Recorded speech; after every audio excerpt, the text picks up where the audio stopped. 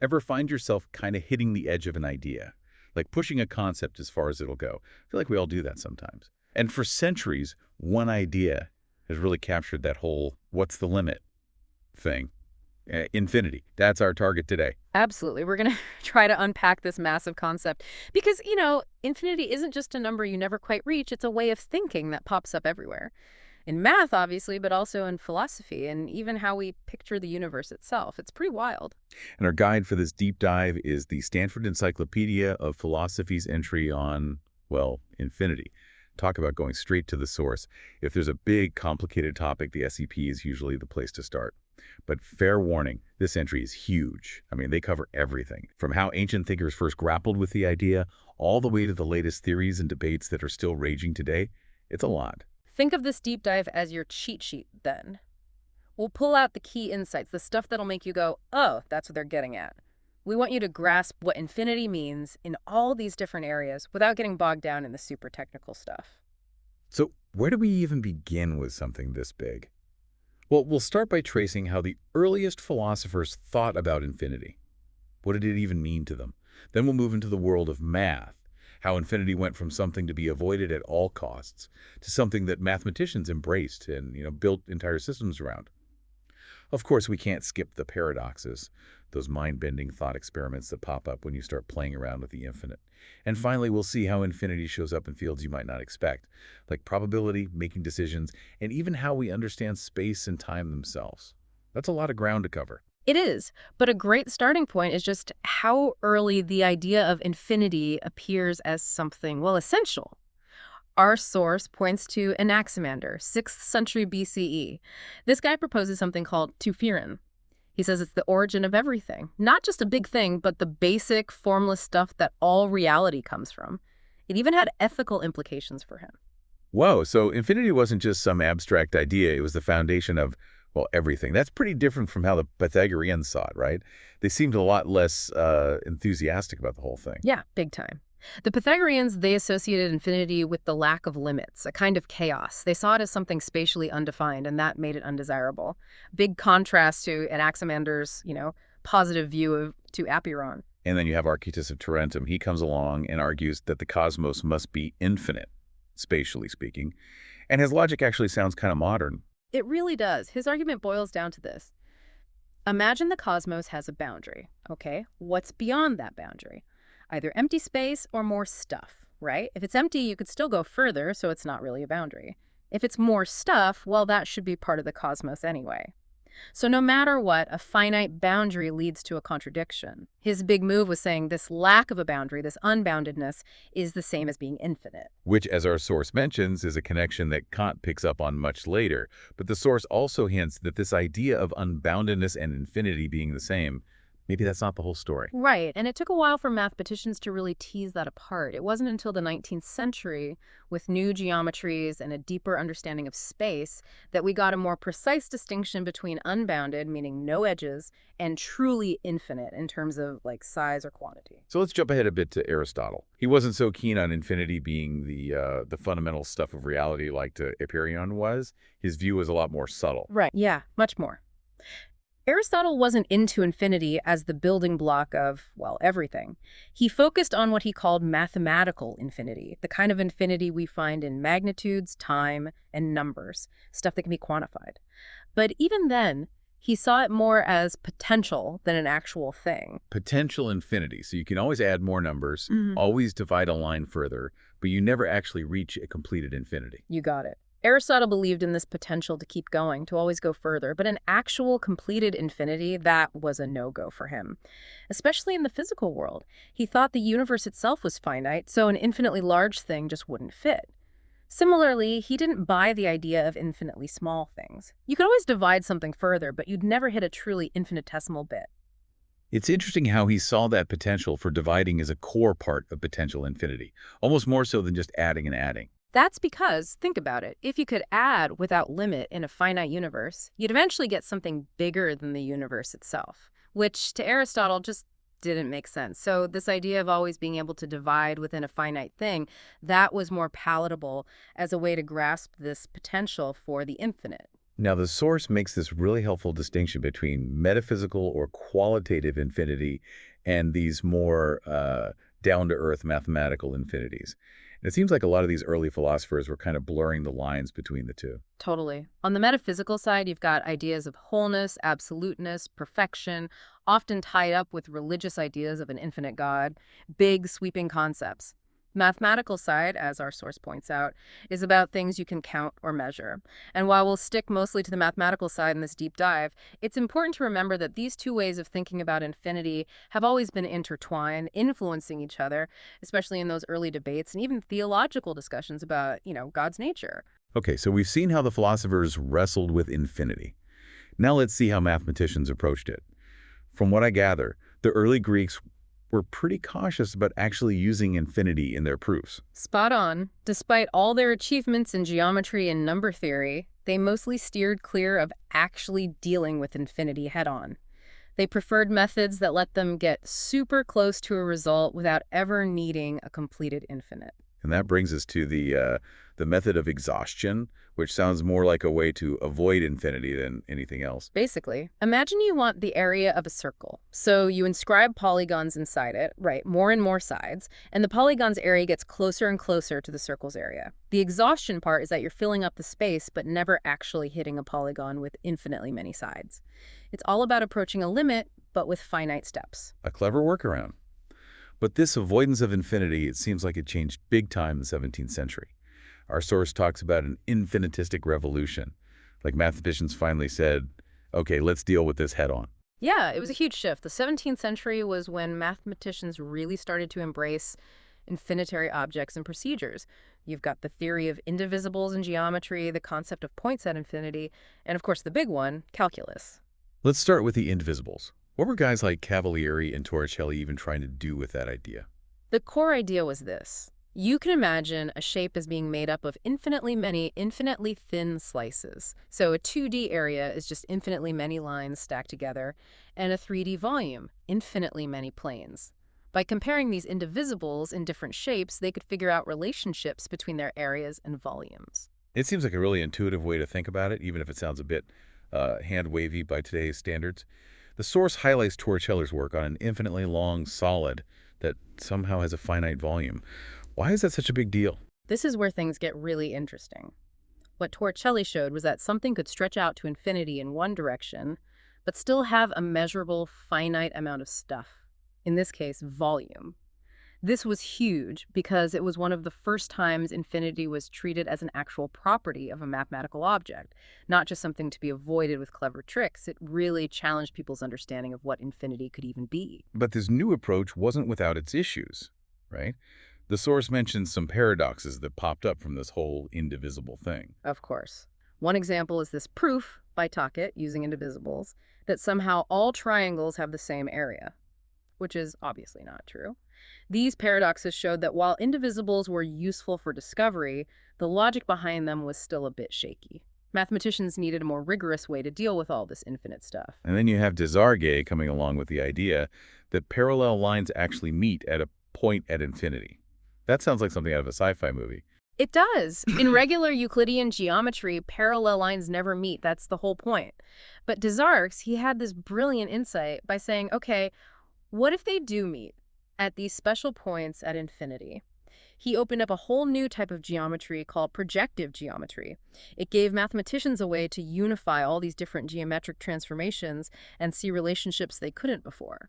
And then, of course, you can't talk about the 17th century and infinity without talking about calculus, independently developed by Newton and Leibniz, and our source even mentions L'Hopital's early textbook and his use of, well, infinitesimals. Yep. In L'Hopital's early version of calculus, the basic building blocks were these infinitely small quantities called differentials or infinitesimals. He even had postulates saying that for all practical purposes, you could treat quantities that only differ by an infinitesimal amount as equal, and that curves were basically just polygons with infinitely many, infinitely small sides. So a full embrace of the infinitely small.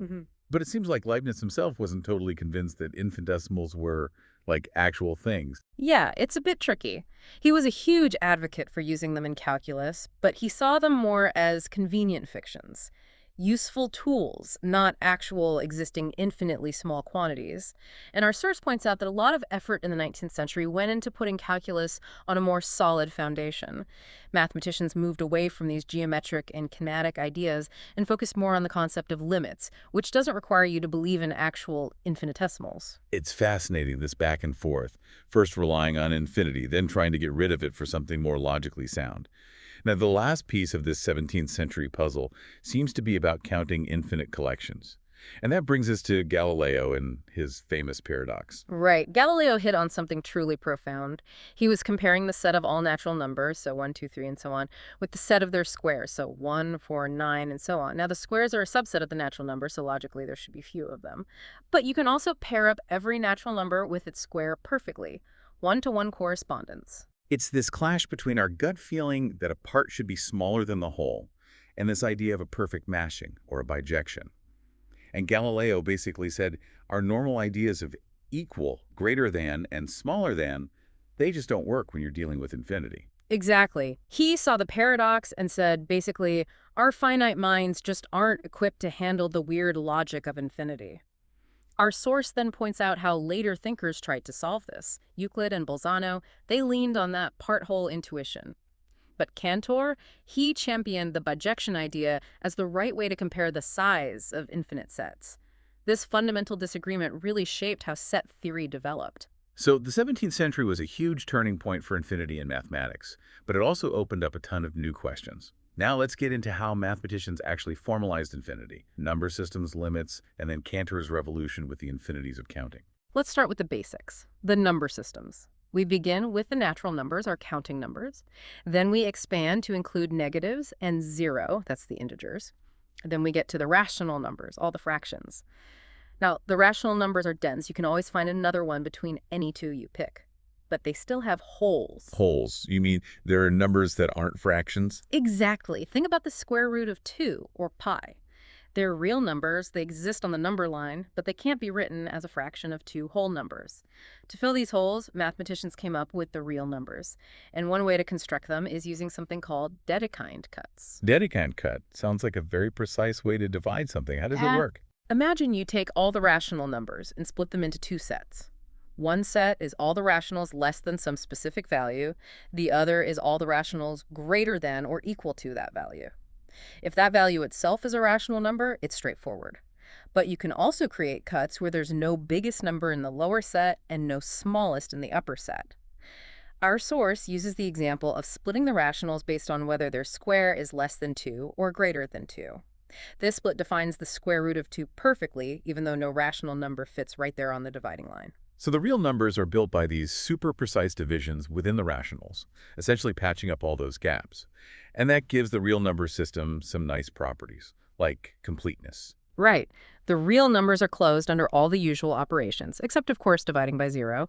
And they have this property where every bounded set of real numbers has a least upper bound. This completeness is crucial for lots of important math, like the intermediate value theorem.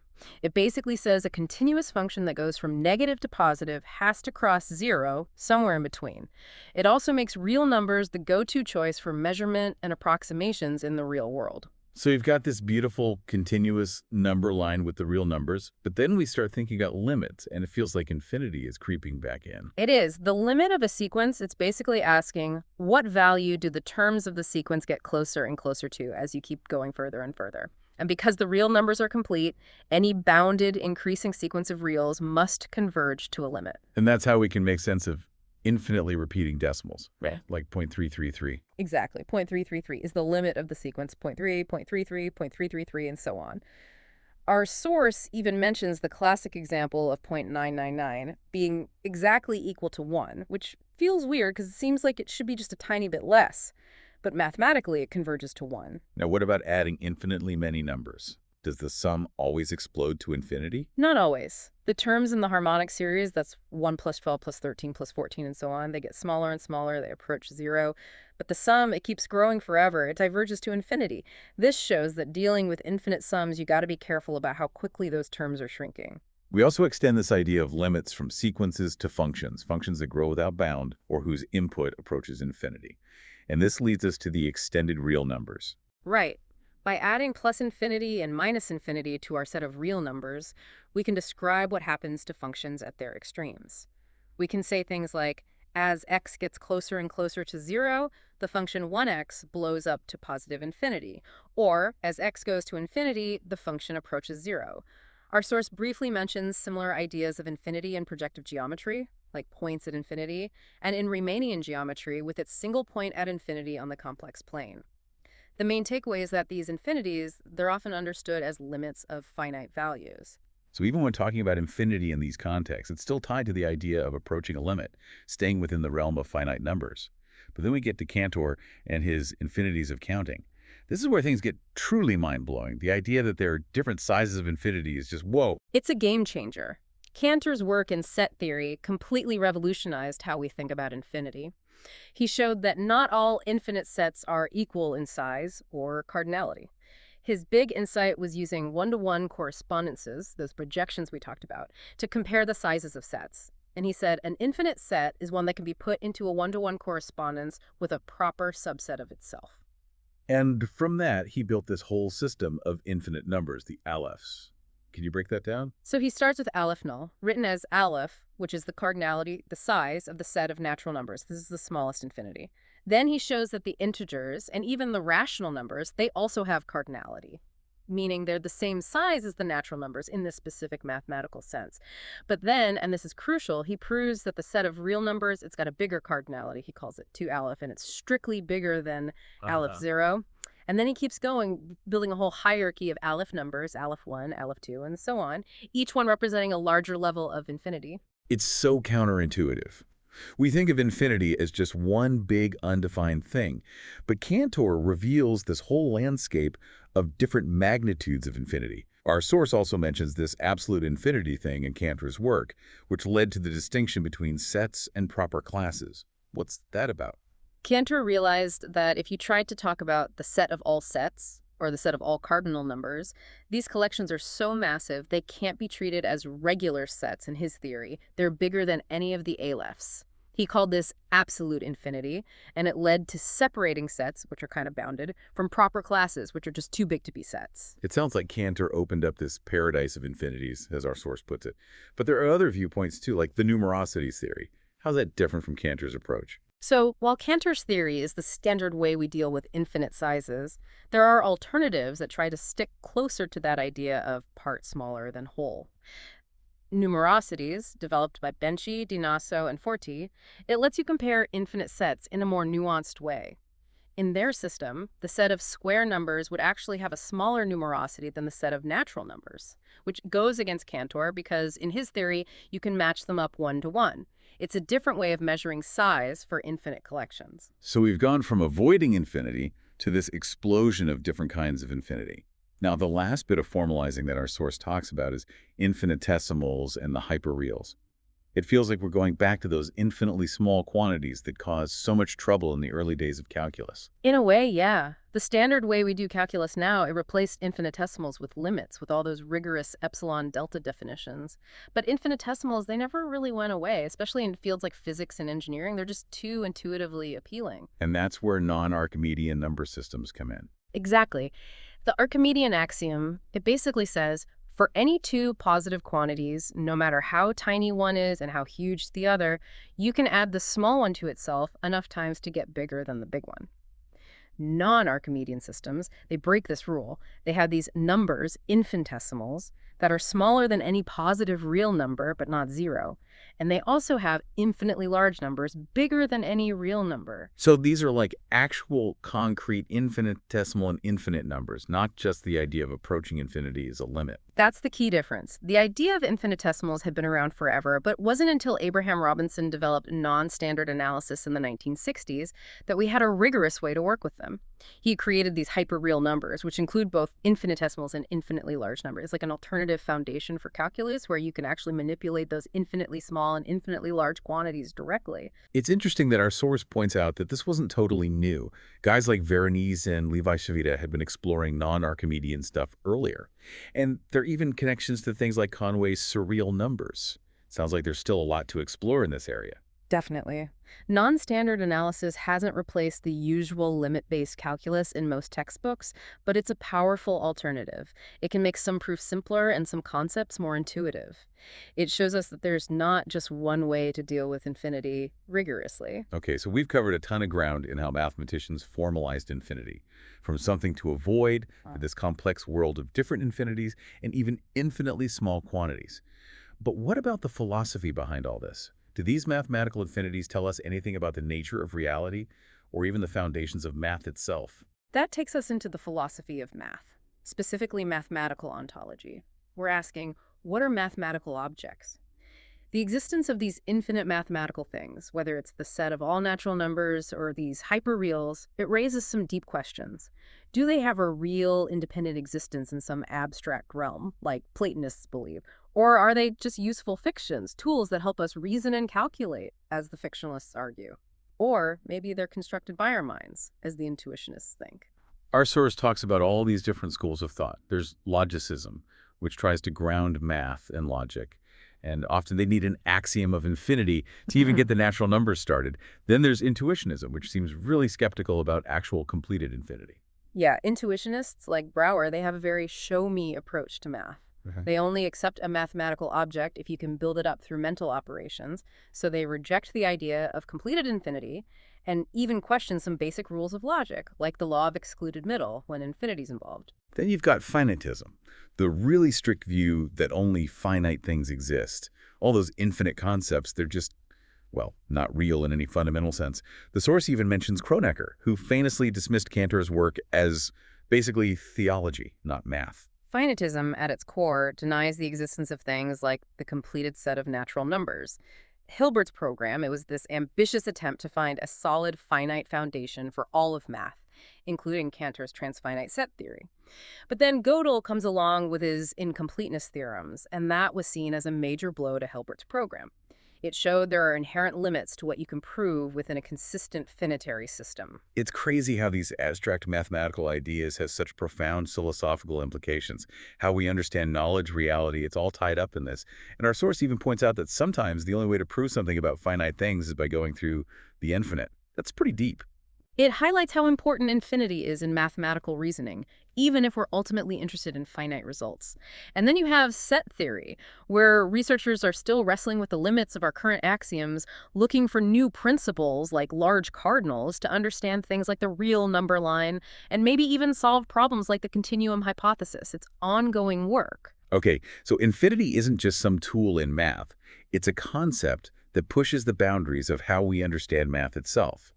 Now, let's get into the really weird stuff, the paradoxes that pop up when we think too hard about infinity. Paradise lost, our source asks. Sounds ominous. It is a bit. We've got all this sophisticated math for dealing with infinity, but it leads to these weird situations that defy common sense. Hilbert's Hotel is the classic one. Ah, yes, the hotel with infinitely many rooms, and they're all full. But you can always fit in another guest, even infinitely many more guests.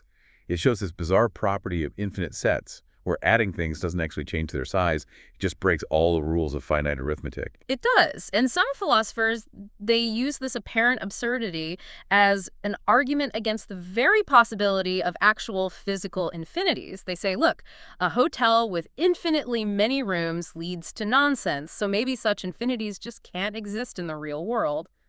But our source pushes back a bit, suggesting that maybe these scenarios aren't inherently absurd, but they just show how our finite intuitions don't work well when we're dealing with infinity. Right. It's still a big debate whether infinite physical systems are possible and how they'd behave if they were. Then you've got Thomson's lamp, this thought experiment where you flip a switch on and off infinitely many times in a finite amount of time. Is the lamp on or off at the end? Feels like there's no answer.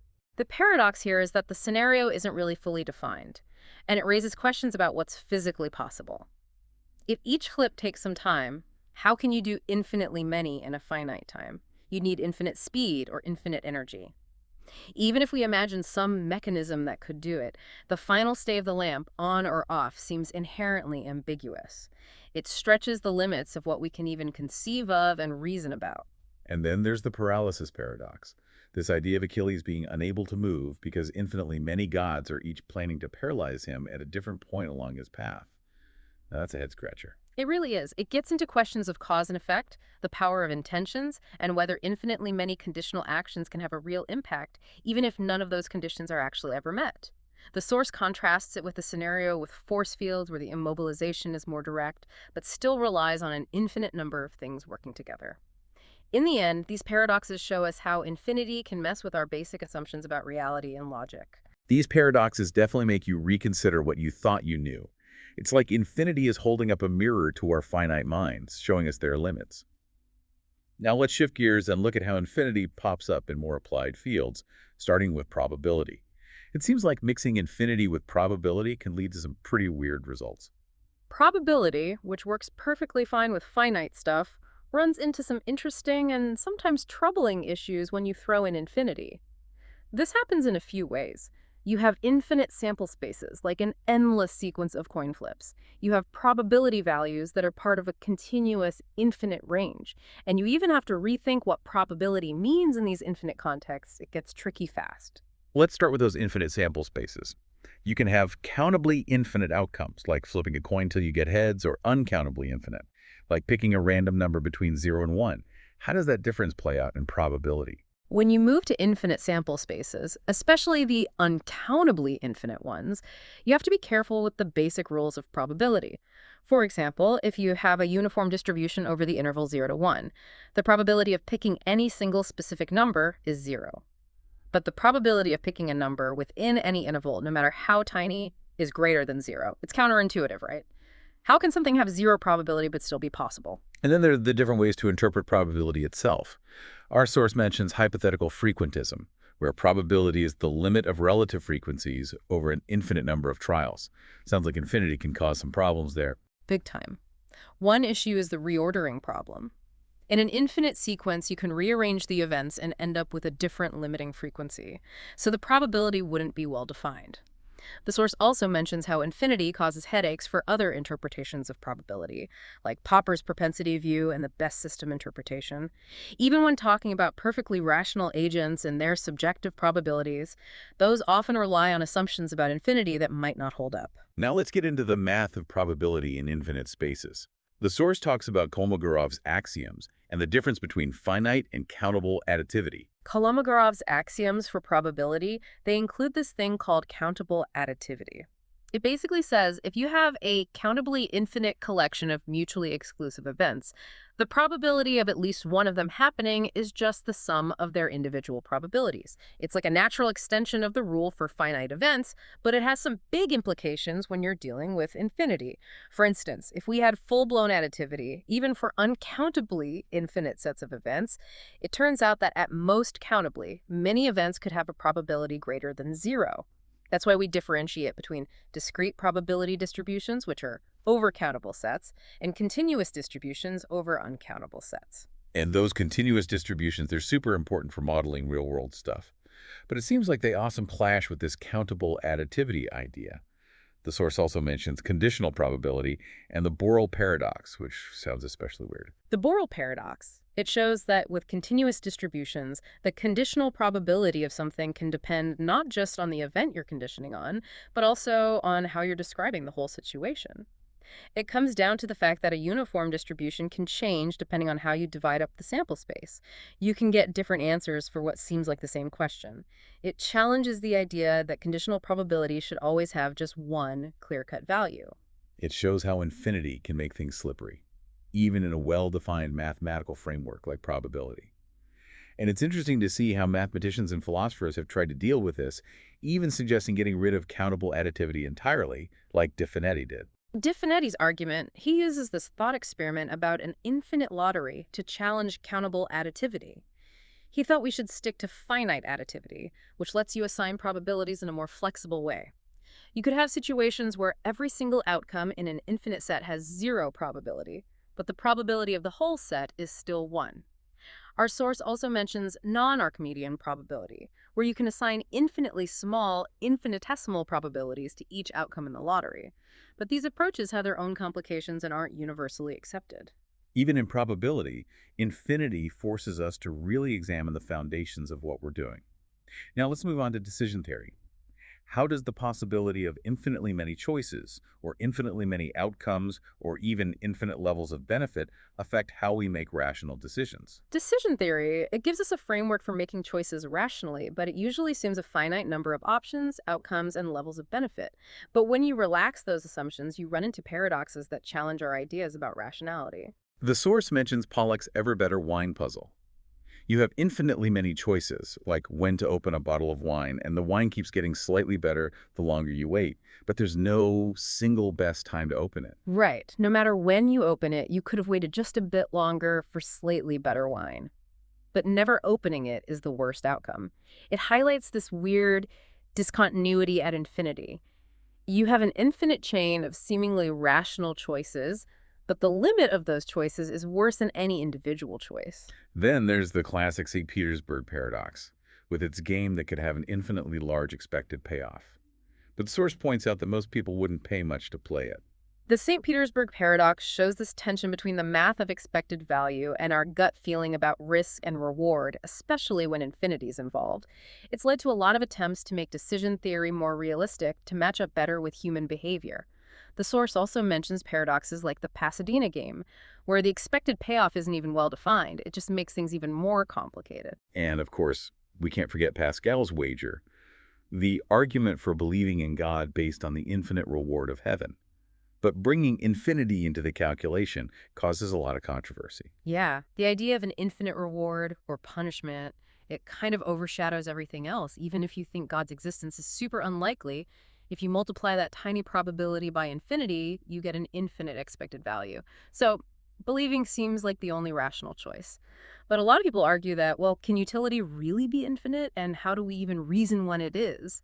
The source also mentions how infinitesimal probabilities and infinite utilities play off each other in these arguments, which is interesting. Finally, the source talks about the headache of dealing with infinite utility streams.